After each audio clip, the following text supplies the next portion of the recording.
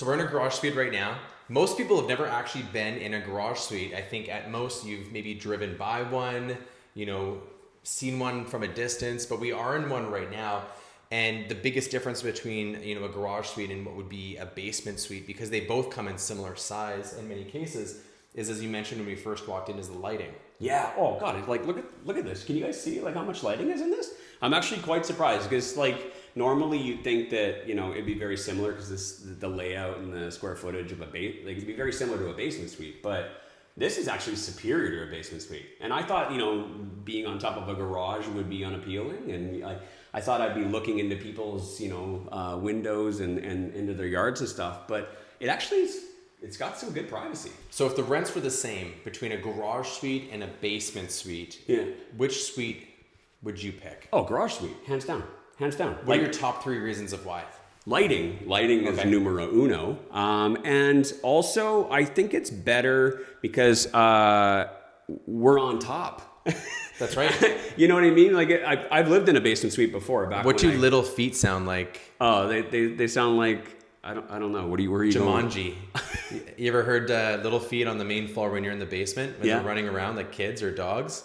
Oh, little feet will sound like a drum and it won't stop. And that drum doesn't have an alarm, meaning that it's gonna 5 a.m., 2 a.m. anytime you're trying to sleep. So you have more peace and quiet, but you also have a little bit more privacy as well. Like you feel like this is more of your space. It feels like it's more of yours as a tenant. And I think as a tenant, you want that because the more you can make the tenants feel like it's theirs, the more care they're going to have for the space. If they feel like they're just paying your bill and it's your space, are they going to take their shoes off? Are they going to clean up the spill after they jump out of the shower? True. And so I think those little things subconsciously go a long way as well. What do you think? Yeah, no, I completely agree. I like it. And to be, like you said earlier, like I haven't really been in many garage suites. I'm building some backyard suites right now, and I'm excited about it, but I mean, I haven't really gone in it yet. It's all been conceptual up until this point. So it's nice to be able to get into one and get a really good feel for it, of what it actually feels like. And I can get a better understanding of who my tenant profile is going to be as well, because I thought it was going to be the same tenant profile as a basement suite tenant. But to be honest with you, I'm actually thinking it might be slightly different. Same price range, but probably like slightly different. And I think it's going to be someone who's looking for something a little bit more long-term than just like a 1-year lease, while I work out whatever situation I'm in. And I'm okay with living in a basement suite for a little bit. That's right. This is something that someone could stay in for a while. You might experience less turnover. Yeah, which I was not expecting whatsoever. Turnover costs money. That is true. It's true. And I'm sure there's a few of you guys who would be in the comments and be like, oh, it's okay, but I've never had a turnover. I've never had a vacancy because I fill it before, the next person, the last person moves out. I already got it filled. Well, sometimes it doesn't get filled. And that's 1 month's worth of rent that comes out of your pocket because you got to cover the expenses. So turnover viewed in BC and Ontario is different than turnover viewed in Alberta. True. Due to the landlord tenancy rules. Yeah.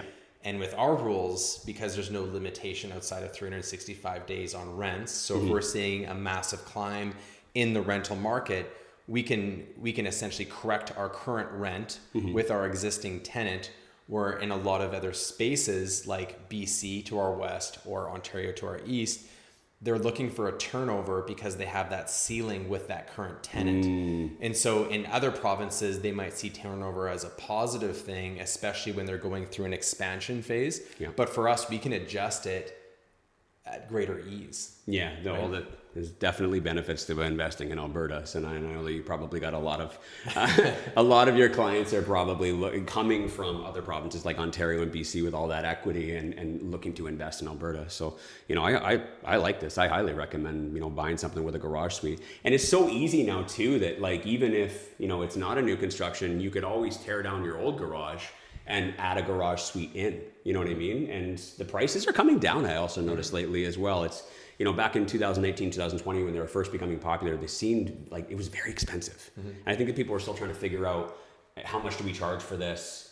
Because when I first look at it, I'm like, that doesn't work at all. But lately, the prices have been coming down. It's becoming a lot more reasonable and more likely for cash flow.